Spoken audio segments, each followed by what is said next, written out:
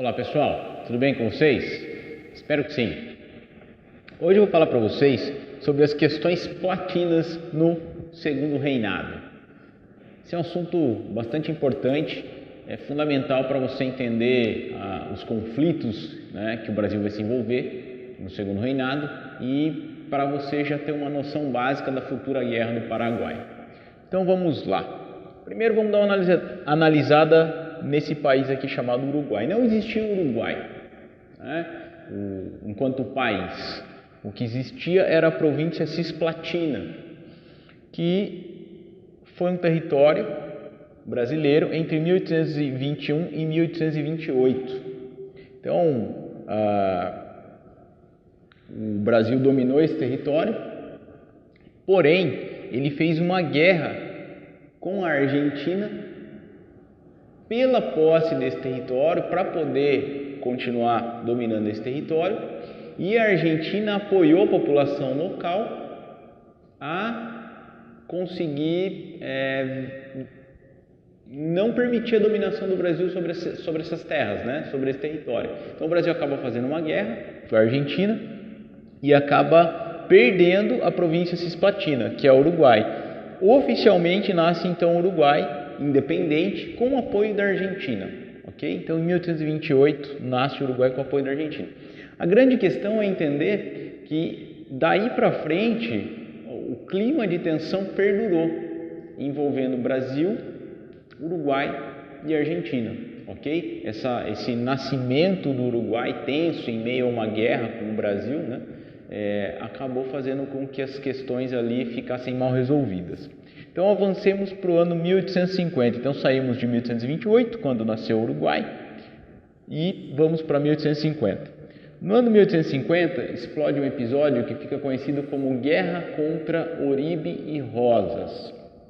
Olha só, o que foi esse processo? O Brasil invade o Uruguai e derruba o presidente Oribe. Então o Brasil invade o Uruguai e derruba o presidente Oribe. Logo na sequência, o Brasil invade a Argentina e derruba o presidente Rosas. Então são dois conflitos armados, dois conflitos militares.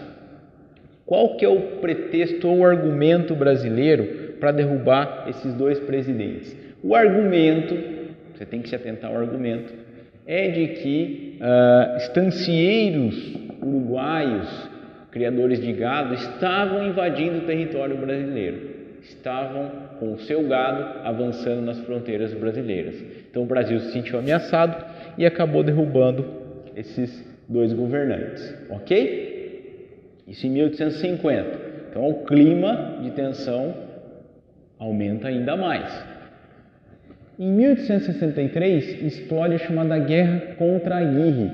O Brasil novamente invade o Uruguai, derrubando o presidente Aguirre. Temos aqui a mesma situação alegada, conflitos envolvendo estancieiros brasileiros, estancieiros uruguaios, e fazendeiros brasileiros.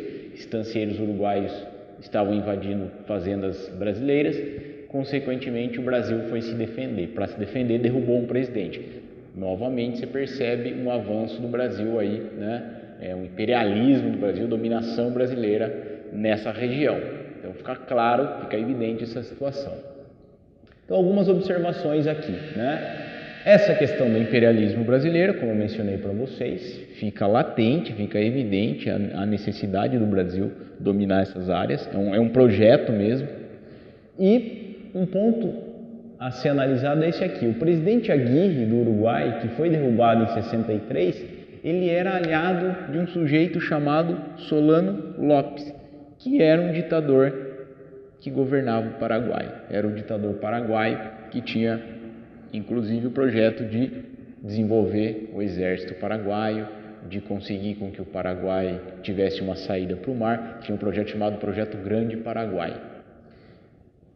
Qual que é a consequência dessa situação? Se o Aguirre era parceiro do Solano Lopes, que é paraguaio, o resultado é que o Paraguai rompe relações diplomáticas com o Brasil no ano 1863. Então, estão rompidas as relações diplomáticas, o que significa que tem início um clima de tensão entre Brasil e Paraguai. Esse clima de tensão será decisivo para a futura guerra do Paraguai.